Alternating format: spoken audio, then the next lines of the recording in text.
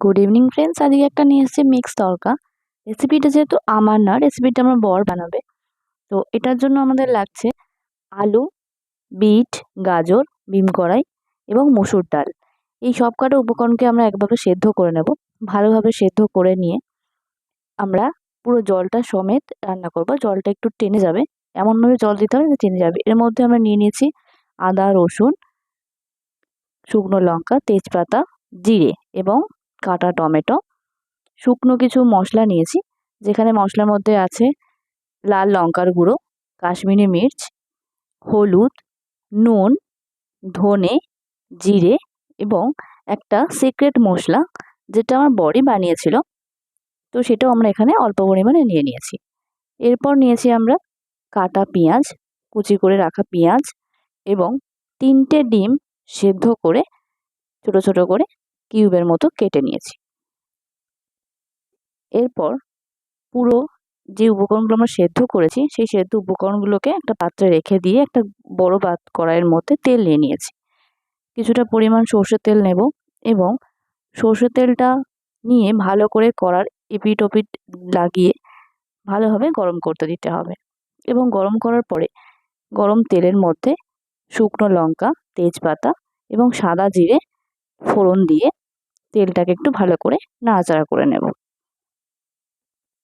এরপর সাদা জিরেটা দিয়ে নাড়াচাড়া করার পরে ভালোভাবে তেলটাকে একটু এপিট এপিট নাড়িয়ে নেব। তার মধ্যে কেটে রাখা পেঁয়াজটা আমরা দিয়ে দেব। কেটে রাখা পেঁয়াজটা আমরা এর মধ্যে দিয়ে দিচ্ছি।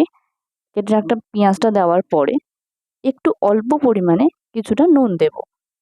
নুনটা এই কারণে দেওয়া যাতে পেঁয়াজটা একটু তাড়াতাড়ি নরম হয়ে আসে, সেই কারণে অল্প পরিমাণে একটু নুন দিয়ে ভালো করে আমরা নাড়াচাড়া করব।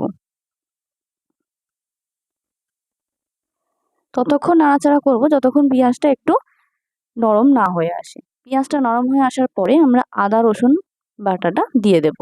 দিয়ে আবারও ভালো করে একসাথে মিশিয়ে নেব ভালোভাবে। একটু ভাজা ভাজা হয়ে যাওয়ার পরেই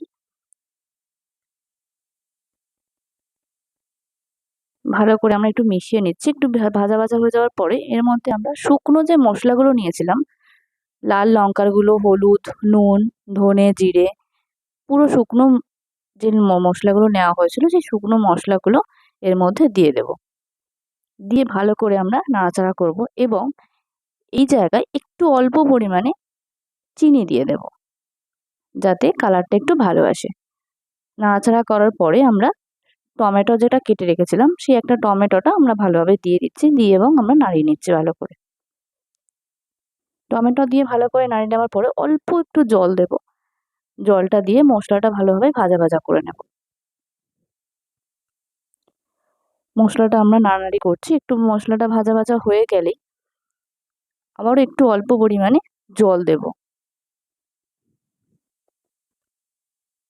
অল্প পরিমাণে জল দিয়ে একটু ভালো করে মশলাটাকে রান্না হতে দেব কয়েক মিনিট।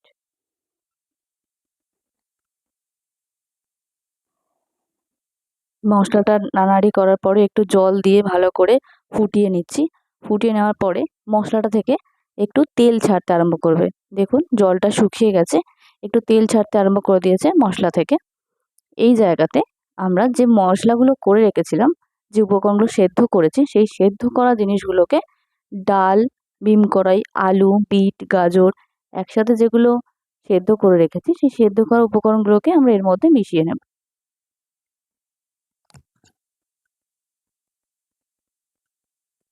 ভালো করে সেদ্ধ করা উপকরণগুলোকে এপাশ ওপাশ করে ভালো করে মিশিয়ে নেব যাতে মশলার সাথে এতটাই ভালোভাবে মিশে যায় যাতে কোনো জায়গায় বাদ না থাকে।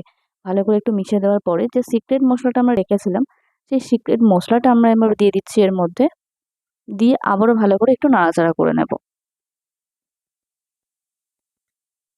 ভালো করে নাড়াচাড়া করার পরে বেশ খানিকটা পরিমাণ জল দিয়ে পুরো রান্নাটাকে আমরা হতে দেব কয়েক মিনিট।